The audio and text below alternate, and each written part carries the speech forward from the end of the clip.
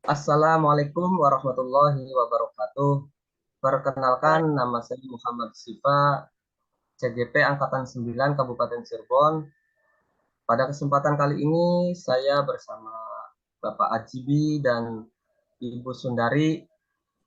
Saya di sini berperan sebagai observer atau supervisor, Bu Uun sebagai coach, dan Pak Ajibi sebagai coachee. Kali ini kami akan praktek demonstrasi kontekstual pada modul 2.3, yaitu praktek coaching, salah satu memenuhi tugas individu ataupun tugas demonstrasi kontekstual, yaitu tentang praktek coaching.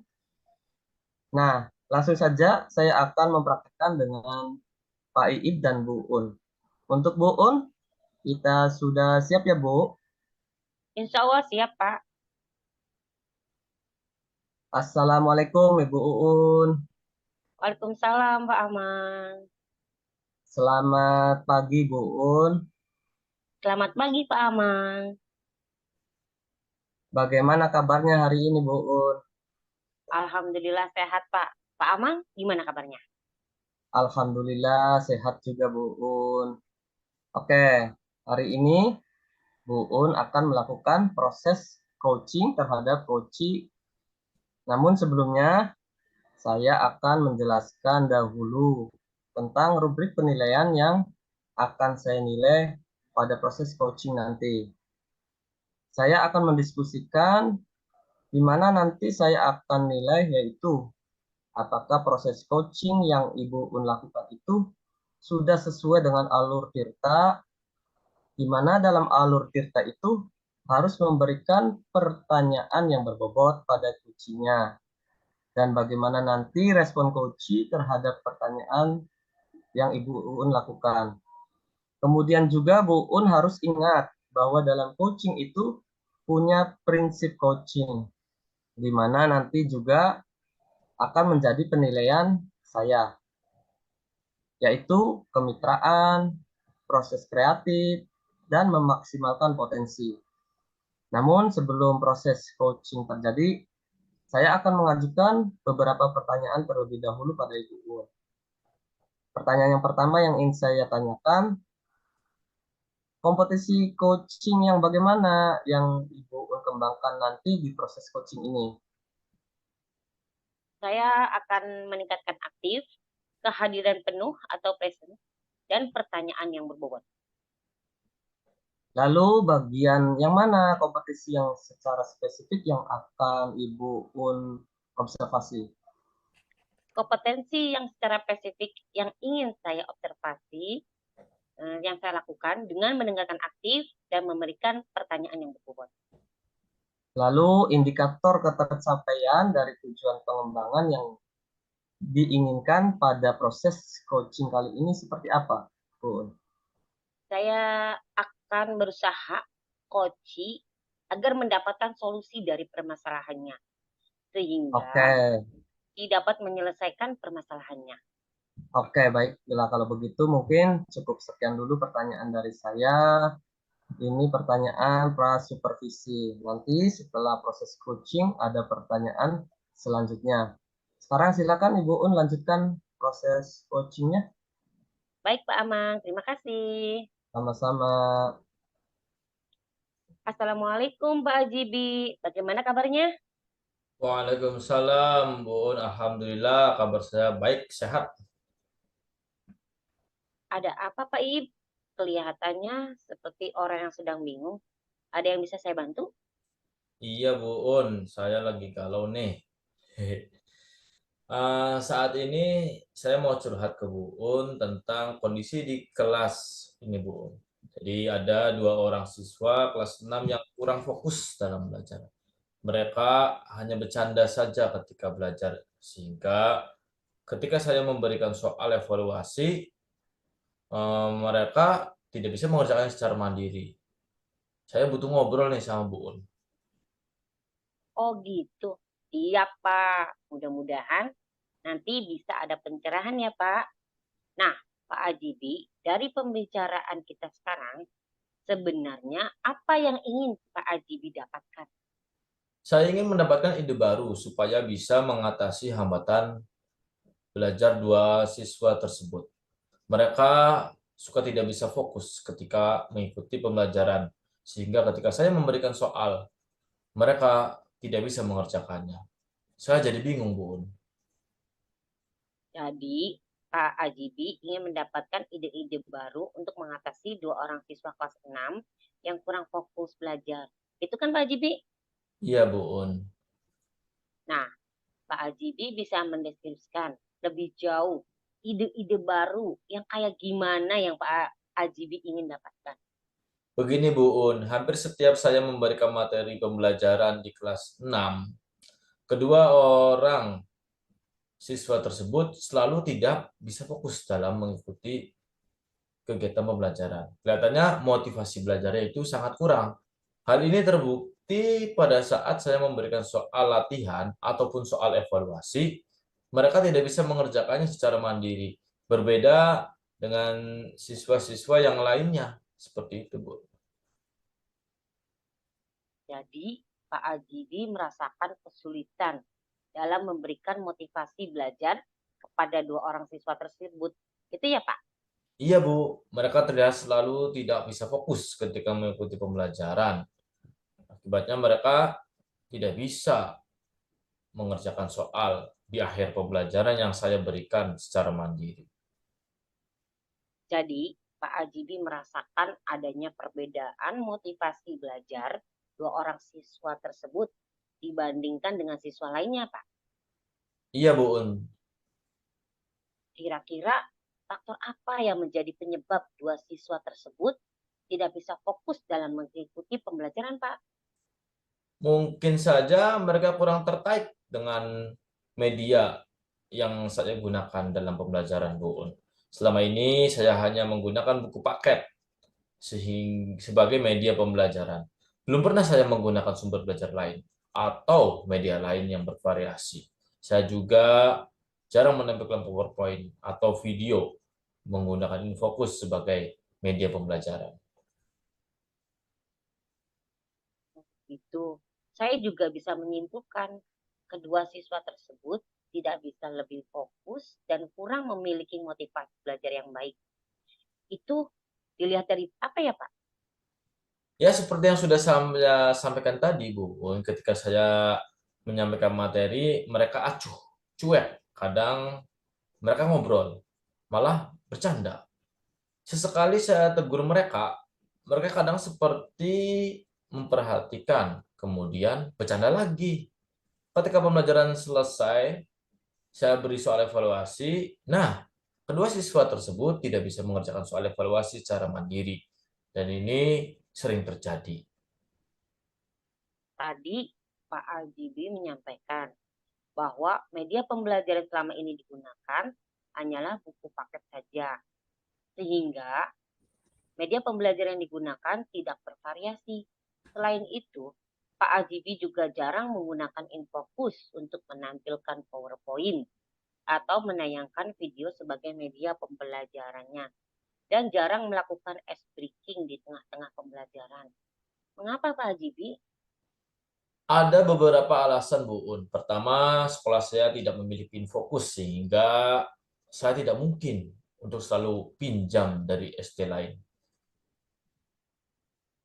Yang kedua, saya pikir media pembelajaran yang digunakan sudah cukup menumbuhkan motivasi belajar siswa saya di kelas.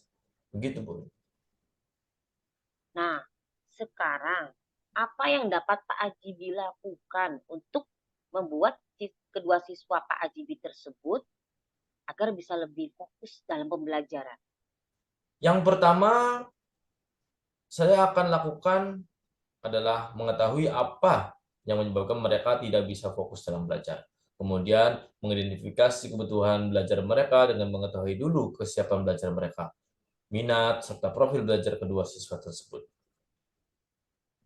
Kira-kira kegiatan apa lagi yang bisa membantu kedua siswa tersebut untuk lebih fokus lagi dalam belajar? Saya akan berupaya melaksanakan kegiatan pembelajaran yang dapat menarik perhatian siswa dan juga menyenangkan, menumbuhkan motivasi intrinsik, Salah satunya itu dengan menggunakan media pembelajaran yang bervariasi supaya pembelajaran tidak terkesan kaku dan juga membuat siswa bosan. Selain itu juga dalam pembelajaran yang akan saya lakukan yaitu saya selingi dengan ice breaking atau juga bisa dengan teknik stop. Oh begitu Pak Ajibi. Kira-kira kegiatan apa lagi yang Pak Ajibi lakukan supaya mereka semakin termotivasi dalam belajar? Saya akan membuat RPP berdiferensiasi sebagai langkah untuk memenuhi kebutuhan belajar mereka, melakukan kolaborasi dengan siswa yang lain dalam bentuk diskusi untuk menemukan motivasi intrinsik mereka. Wah, bagus sekali tuh Pak Ajibi. Sejauh ini Pak Ajibi sudah mendapatkan pencerahan apa? Alhamdulillah Bu Un, saya mendapatkan pencerahan yang luar biasa setelah mengobrol dengan Bu Un. Mungkin intinya saya harus membuat RPP berdiferensiasi, di mana dalam langkah kegiatannya yang pertama, saya bisa melakukan teknik stop agar siswa menjadi lebih nyaman dan rileks, serta bisa fokus pada pembelajaran. Yang kedua, media pembelajaran yang saya gunakan harus bervariasi, mencari banyak sumber untuk memenuhi kebutuhan belajar siswa. Saya juga akan mengajukan kepada kepala sekolah untuk membeli Infokus sehingga saya bisa lebih sering menggunakan Infokus dalam menampilkan PowerPoint atau video sebagai media pembelajaran. Yang ketiga, di awal atau di tengah kegiatan pembelajaran, saya akan melakukan ice breaking supaya pembelajaran tidak terkesan kaku, membosankan, dan membuat siswa jenuh mengikuti pembelajaran. Dan yang keempat, saya akan sering melakukan diskusi kelompok sehingga siswa yang lain dapat menjadi tutor sebaya untuk kedua siswa tersebut. Nah, bagus sekali itu Pak Ajibi. Ada rekan kerja yang bisa membantu? Tentu ada Bu Un, rekan guru di sekolah, kepala sekolah, dan juga orang tua siswa. Kita bisa terus berkolaborasi dan meningkatkan motivasi belajar siswa, khususnya dua orang siswa tersebut. Kira-kira ada lagi nggak ide-ide baru yang bisa diterapkan Pak Ajibi? Ada Bu Un, sesekali saya akan membawa siswa untuk belajar di luar ruang kelas, seperti di lingkungan sekolah maupun di luar lingkungan sekolah. Tetapi tidak begitu jauh dengan sekolah. Pada materi-materi tertentu yang berkaitan dengan lingkungan, hal ini akan saya lakukan supaya anak-anak bisa bereksplorasi dan menggali potensinya. Wow, ide yang sangat kreatif dan inovatif itu Pak Ajibi. Oke, sekarang target implementasinya kapan nih Pak Ajibi? Kalau keinginan saya secepatnya, Bu Un. Hal ini harus segera dilakukan karena tidak baik dibiarkan terlalu lama. Harus segera ada tindakan. Apalagi sebentar lagi mau penilaian akhir semester. Diharapkan mereka sudah bisa berubah cara belajarnya, bisa mengikuti pembelajaran dengan motivasi belajar yang baik sehingga mereka dapat mengikuti kegiatan penilaian akhir semester secara mandiri dengan penuh percaya diri. Begitu, Bu. Secepatnya ya Pak Ajibi, supaya saya juga tahu progres dari implementasi agenda yang sudah direncanakan. Gimana kalau bulan depan kita ngobrol lagi Pak Ajibi? Siap, setuju banget, Bu Un. Jadi bulan depan kita adakan pertemuan lagi ya sambil ngopi gitu, kopdar. Oke Pak? Oke, saya mah nggak ngopi, Bu Un. Saya sih minumnya teh aja. Makasih atas waktu dan coachingnya ya, Bu Un. Assalamualaikum. Waalaikumsalam Pak Ajibi. Siap sama-sama Pak Ajibi. Assalamualaikum Bu Uun. Waalaikumsalam Pak Amang. Alhamdulillah ya tadi Bu Un sudah melakukan proses coaching dengan sangat baik sekali. Sekarang di sesi pasca coaching saya akan mengajukan beberapa pertanyaan. Pertanyaan yang pertama, apa yang sudah Ibu Un lakukan terkait indikator ketercapaian pengembangan yang diinginkan? Pada saat saya sudah melakukan coaching, indikator yang ingin saya capai yaitu sesuai dengan alur tirta, yaitu tujuan, indikasi, rencana aksi, dan tanggung jawab. Oke. Nah, saat proses coaching tadi, saya sudah mengobservasi dari hasil catatan saya melihat proses coaching yang Ibu Un lakukan sudah sesuai dengan alur cerita.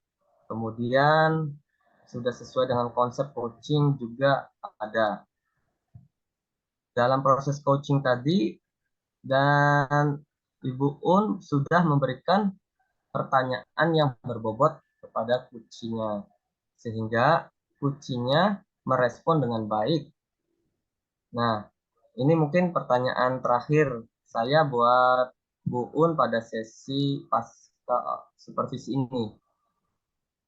Kompetensi apa yang ingin dikembangkan berdasarkan hasil melakukan coaching yang barusan Ibu Un lakukan? Kompetensi yang ingin saya kembangkan dari coaching tadi itu, saya ingin lebih memahami lagi proses untuk melakukan coaching. Sehingga ke depan saya bisa lebih baik lagi dalam coaching-coaching selanjutnya. Oke, mantap sekali Bu Un. Baik Bu Un, terima kasih. Alhamdulillah, semoga setelah proses coaching ini, di proses coaching-coaching selanjutnya bisa dapat memahami lagi alur cerita sehingga proses coaching Bu Un lebih sempurna lagi ke depannya. Terima kasih banyak Bu Un atas waktunya hari ini. Assalamualaikum. Sama-sama Pak Ahmad, terima kasih. Waalaikumsalam warahmatullahi wabarakatuh.